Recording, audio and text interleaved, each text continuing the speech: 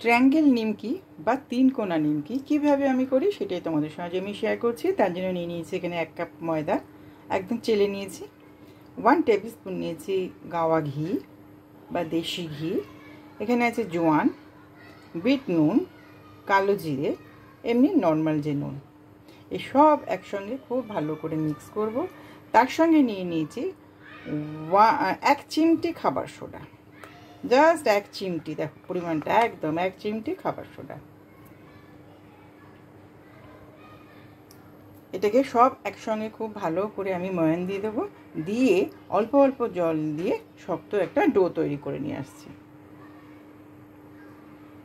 ডোটা করা হয়ে গেছে, বেশ শক্ত করে ডোটা মাখতে হবে। দেখো একদমই শক্ত। এখানে সামান্য একটুখানি ঘি আছে, ঘিটা হাতে মাখিয়ে নিয়েছি, নিয়ে একটু ভালো করে ছেঁচে দেবো এইভাবে।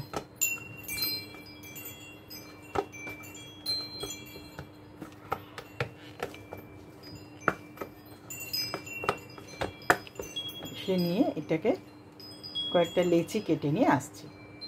একবার করে সব কটা ফ্রাই হয়ে গেছে, এরকমভাবে ফোল্ড করা হয়ে গেছে। এখন আবার দিয়ে দিচ্ছি এখানে দুটো, বেশ লাল লাল করে ভাজার জন্য গ্যাসটাকে কমিয়ে দিয়েছি। প্রথম থেকেই কমানোই ছিল, এটা লাল লাল হবে না, আর বেশি জোরে করলে ওপরটা পুড়ে যাবে, ভেতরটা কাঁচা থাকে, তখন খাওয়ার সময় আমার ভালো লাগবে না। তাই একটু সময় নিয়ে হালকা লাল লাল করে এগুলোকে সব কটা এরমভাবে ভেজে নেবে।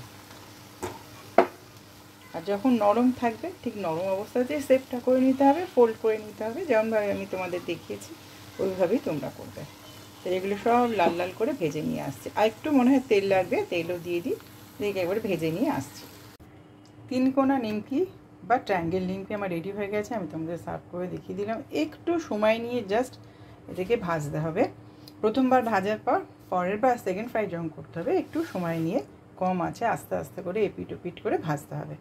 অসাধারণ ক্রিস্পি হয়েছে, দেখেই তোমরা বুঝতে পারছো।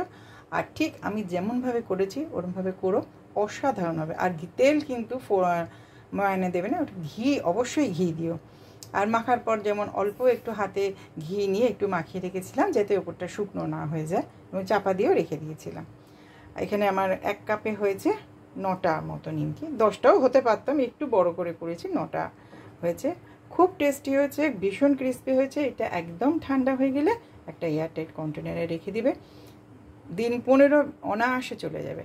আর যদি খাবার সময় মনে হয় যে একটুখানি মিয়ে গেছে, তাহলে একটু হালকা চাটুতে সেঁকে নিও বা ওভেনে দিয়ে দিও, কেক ওভেনে একটুখানি গরম করে নিও, তারপর যেই ঠান্ডা হয়ে যাবে সেই মুচমুচো, অসম্ভব টেস্টি।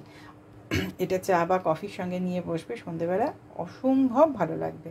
আমার সঙ্গে থেকো, আমার সাবস্ক্রাইব করো, আমার পাশে থেকো, আর পুরো ভিডিওটা দেখার অনুরোধ জানালাম।